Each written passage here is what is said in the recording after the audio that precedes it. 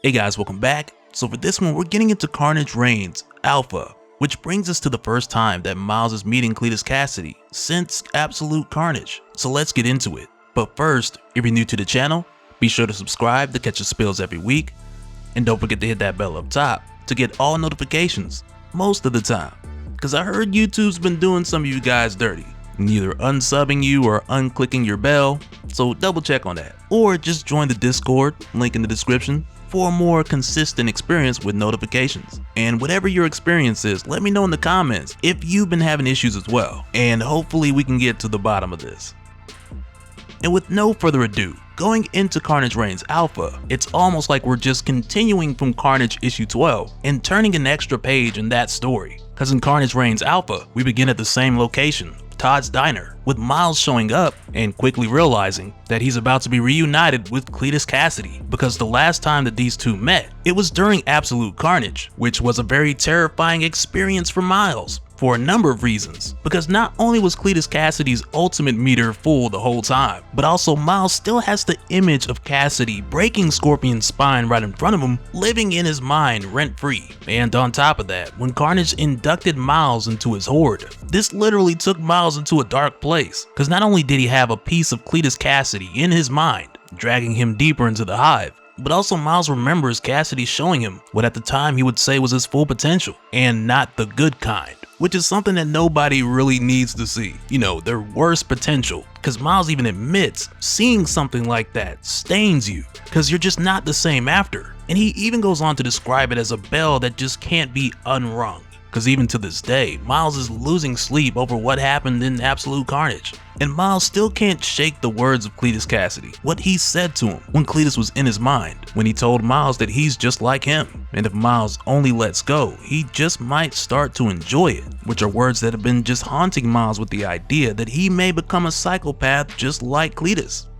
But when Miles shows up, he notices that the police believe that this is a hostage situation, but he knows that there's no way that that's even close, because if Kasady's here, it's a slaughter. So Miles goes camouflage and makes his way inside. But as he makes his way inside, he can't help but to think about how he's supposed to be helping his parents move, and how if Kasady doesn't kill him, then his dad definitely will. And during this time, he's almost eaten by a wall. And I can't help but to think like, man, you need to get your head in the game, bro. Because the Kasady that Miles is up against now, he has some new tricks up his sleeve. And Miles gets a taste of that pretty early, because when he makes his way into the diner, still camouflaged, crawling on the ceiling, the cook turns the light on, and he tells Miles to not leave any paw prints up there. Which in just about any other situation, this would have seemed to be close to normal. But with us heading into this from the Carnage series, we know that everybody in this diner is already dead, with the exception of Kenneth Neely. And with Cletus Kasady creating this replica of a regular night at the diner, he's able to make this very accurate since he has the blood and the memories of everyone who he slaughtered here.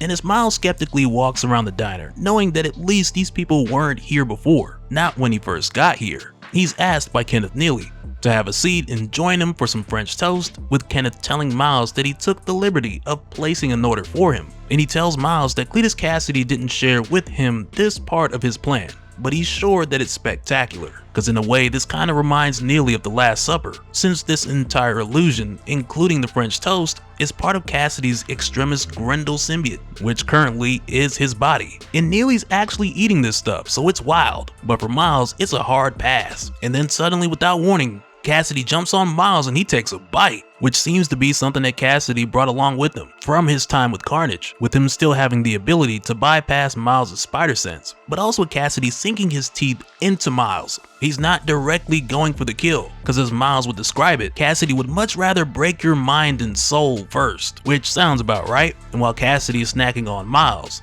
Neely is just happy to have had a meal for the first time in weeks, even if the whole thing was made out of symbiote.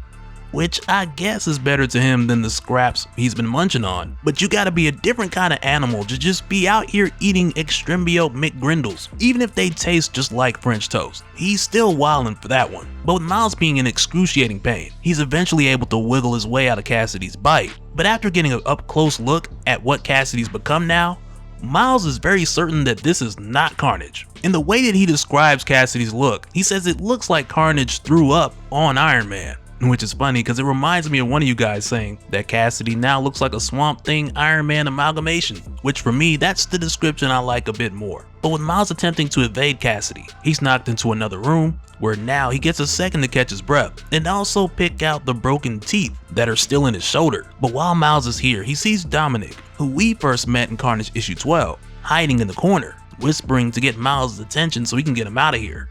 Meanwhile, outside, we see Agent Gal stopping Sergeant Ahmed from calling the mayor and getting the Avengers out here. And as a really quick backstory on Agent Gal, she's been given the task of putting together a strike force to enforce the Powers Act, which kinda has a Suicide Squad vibe to it, but the description that we're given, it's more like the Thunderbolts, but closer to a street level version. And as it stands, Agent Gal, she kinda does things her own way, and she doesn't want Mayor Cage sticking his nose in it. But as part of her strike force, she's also recruited Mac Gargan, who's probably the last person that you're thinking wants to be here after what happened the last time he faced Kasady. But Gargan very much wants to get involved because he wants to get some payback for the way that Kasady did him in Absolute Carnage. But when Gargan and his team make their way into the building, they hear whispers in the walls saying over here, no over here, which just has these dudes freaking out, where then Kasady just reaches out from the wall, grabbing one of these guys, and it quickly just turns into this terrifying massacre where another one of them is just shooting at Kasady and saying, I got him, only for another Kasady to come out from the wall behind him and spin his top.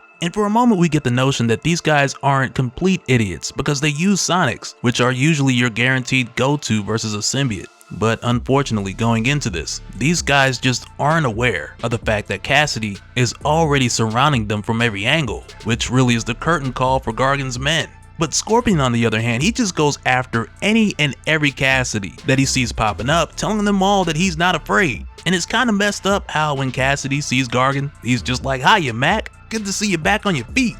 To where then Scorpion's tail just clears the room. And off to the side, you still have Kenneth Neely, who's sitting in a chair just watching, front row at the Cletus Kasady show. And at first, Scorpion thinks that he's one of the survivors, but Neely clears that up quick because Carnage doesn't really do the survivors thing. So Scorpion's like, yep, that checks out. So Neely tells Scorpion his whole backstory on how he used to be the artist, but now he's leaving that to the professionals. And Scorpion's more or less like, alright, cool story bro, let's go to jail. Meanwhile, over with Miles, we find that he's taking Dominic to the roof to get him out of there. And in his mind, Miles is kind of like, okay, one step closer to getting Dominic to safety. But at the same time, he's kind of like, or am I trying to just get further away from Kasady? So he lets Dominic know that what they're gonna do is jump, but Dominic lets him know that he can't jump that far. But Miles tells him that he can. So he reaches back for Dominic's hand, and he tells him to trust him. But when Dominic reaches back, it's not Dominic, but instead it was Cletus Kasady this whole time. Cause like we knew, Kasady didn't leave any survivors. And now for Miles, with him quickly taking down this imposter with the hopes of getting out of here and calling the big guns, he's then hit by another Cletus who pops up behind him and slashes his back. And Kasady just tells Miles that he's out of his depth, and he asks him, what's it like to know you're about to die?